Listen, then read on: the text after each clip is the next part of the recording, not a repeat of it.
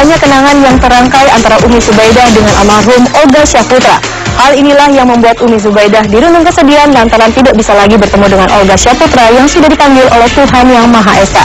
Lantas seperti apa kenangan Umi Zubaidah tentang Olga? Simak liputannya tentunya hanya di Selebrita Pagi on the Weekend.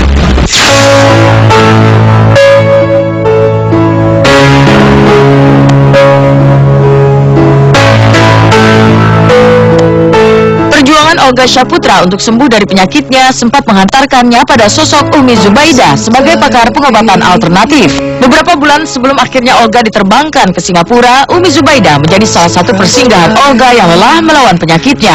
Namun kedekatan yang hanya beberapa bulan rupanya membekas di hati Umi Zubaidah. Seperti hanya orang-orang terdekat Olga yang lain, Umi Zubaidah juga merasakan kehilangan yang teramat dalam lantaran kepergian Olga. Pagi tadi waktu Umi habis salat malam, semua mau masuk menjelang subuh, itu di depan rumah, di dalam rumah tuh kayak apa ya, orang mukul.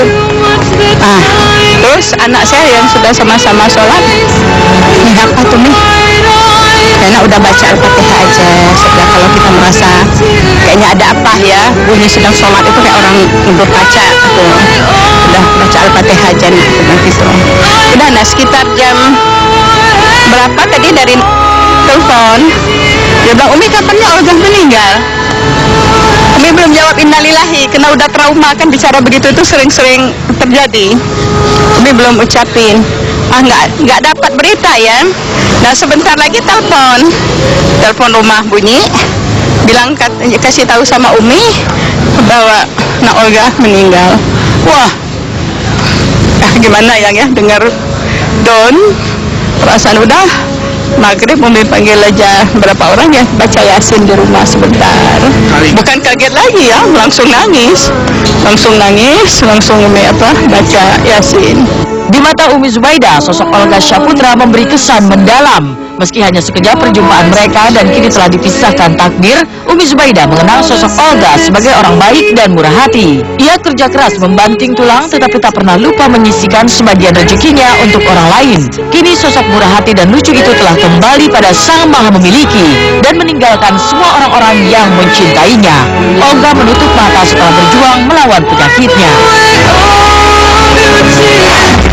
Mengenal Olga lebih kurang dekat sekali sama Umi itu belum ada 1 tahun, saya 7-8 bulan.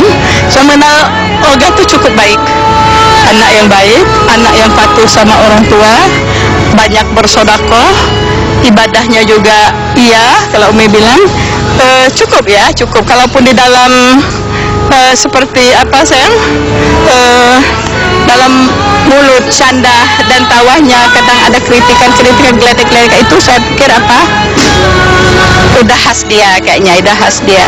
Nah untuk ini kita ya mohonlah kepada semua masyarakat dan siapapun, saya mewakili keluarga, mohon dimaafkan semua kesalahan, kekeliruan Olga, mohon dimaafkan.